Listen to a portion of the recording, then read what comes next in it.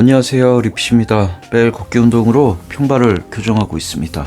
예고 드린 대로 프로스펙스 XTR을 리뷰하려고 가지고 왔습니다. 이 신발을 설명하려면 우선 약간의 비하인드가 들어가야 되는데요. 2년 전쯤에 친한 동생이 프로스펙스에서 추천할 만한 신발이 있냐라고 물어보길래 당시에 조선부스트라고 알려진 X40을 추천해 줬었습니다. 그 친구가 굉장히 마음에 들어 하더라고요. 아마 두세 켤레는 사서 신었을 겁니다.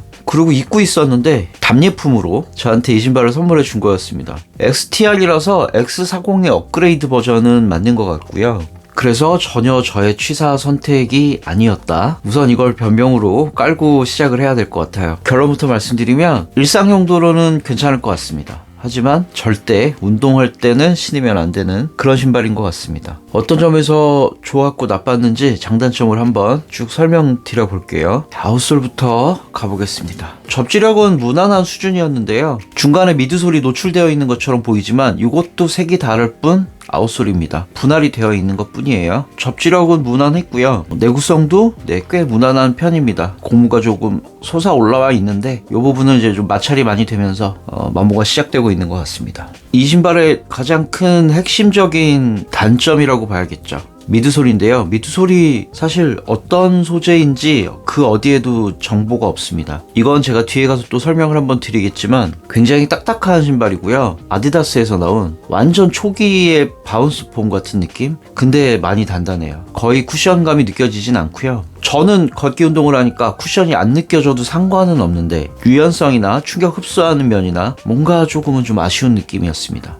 오히려 조선부스트라고 알려진 X40보다 훨씬 퇴보한 느낌이었다. 그렇게 말씀드릴 수 있겠습니다. 미드솔과 이 가피 쪽을 연결하는데 여기 지금 보시면 힐 카운터가 들어있습니다. 이 부분은 안정성을 좀 강화해서 느낌은 나쁘지 않았습니다만 확실히 무게를 좀 많이 잡아먹는 그런 소재였던 것 같고요. 무게를 설명 안 드렸네요. 무게가 의외로 좀 많이 나갑니다. 260mm 기준 302g이 나가고요. 제가 니트 신발을 워낙 좋아하기는 하지만 되도록이면 니트 신발은 꼭 신어보시고 구매하시는 게 맞을 것 같습니다. 바닥면이 베이스가 굉장히 넓고요. 자로 재봤더니 10.5cm가 나오더라고요. 굉장히 좀 넓은 편이어서 저 같은 칼발에게는 넉넉한 느낌 그런 게 좀 있었고요. 가피가 많이 늘어났다 요 정도로 설명드리면 정 사이즈이신 분들이 고려를 하실 것 같아서 그럼에도 불구하고 되도록이면 이 신발은 그냥 일상용으로만 활용하시라 라고 말씀드리고 싶은 부분이 뭐냐면 땅에 이렇게 착지하고 있다가 앞으로 치고 나갈 때 이렇게 발이 들리게 되잖아요. 힘의 방향이 수직으로 앞쪽으로 전달이 되게 되는데 이때 발이 먼저 출발하고요. 신발이 뒤따라서 올라옵니다. 니트가 너무 늘어나니까 이 인솔의 바닥면과 발바닥이 떨어져요.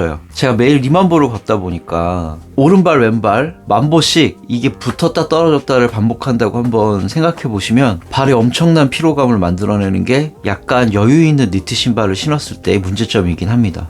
심지어는 발이 착질한 다음에 떨어졌다가 이렇게 발이 붙으면서 어떤 때는 바깥쪽으로 힘이 전달되기도 하고 어떤 때는 안쪽으로 전달되기도 해서 사실 굉장히 불편했어요. 물집까지 잡히진 않았지만 살이 계속 밀려나가는 느낌들 그런 것이 있었기 때문에 조금은 많이 피곤한 그런 신발이었던 것 같습니다. 다행히도 힐슬립은 없었거든요. 바닥면에서부터 요 위에까지가 좀 많이 높은 편이었어요. 발 뒤꿈치 관절이 접혀나가는 부분을 이 부위가 계속 발 뒤꿈치를 좀 긁어서 그래서 제가 어떤 조치를 취했냐면 다이소 인솔을 얇은 걸 한 장 넣어서 살짝 높였더니 그 다음에 이 뒤축이 걸리는 부분은 좀 없어졌습니다. 꽉끈을 하려고 보니까 발등이 조금 아프길래 신발끈도 완전히 다 새로 고쳐서 맸습니다. 지금은 이렇게 밑으로 들어와서 바깥으로 나오는 다운업 방식으로 묶었고요. 원래는 업다운으로 되어 있었어요. 착각한 개선을 위해서 많이 노력은 했습니다만 개선의 여지가 많이 없는 그런 신발이지 않았나 그런 생각이 들었습니다. 앞서서 제가 속도를 올려서 걸으면 신발과 발이 발바닥이 내부에서 분리가 된다 이렇게 말씀드렸는데 느리게 걸으면 큰 문제는 없는 신발입니다. 여기서 말하는 느리게 걷기라는 건 아침 저녁 출퇴근할 때 걸음거리 정도, 시속 4km 정도 그 정도가 될 것 같아요. 그래서 장단점으로 설명하면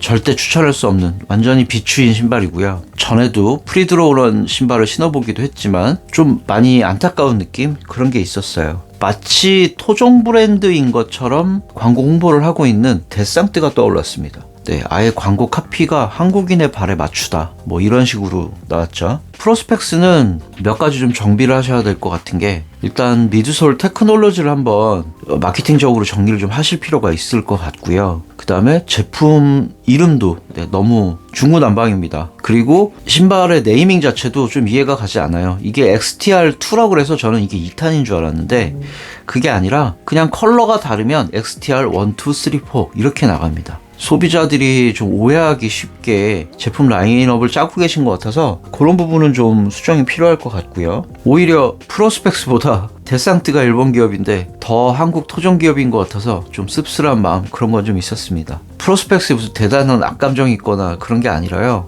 예전 광고 카피가 생각나는데 잘 됐으면 좋겠어 는 소비자의 마인드여야 하는 거고요. 소비자의 마인드였으면 잘 됐으면 좋겠어가 아니라 잘했으면 좋겠어가 맞는 게 아니었나 하는 생각이 듭니다. 적어도 러닝이나 워킹 쪽에는 조금 기술을 도입하셨으면 하는 바람이 있습니다.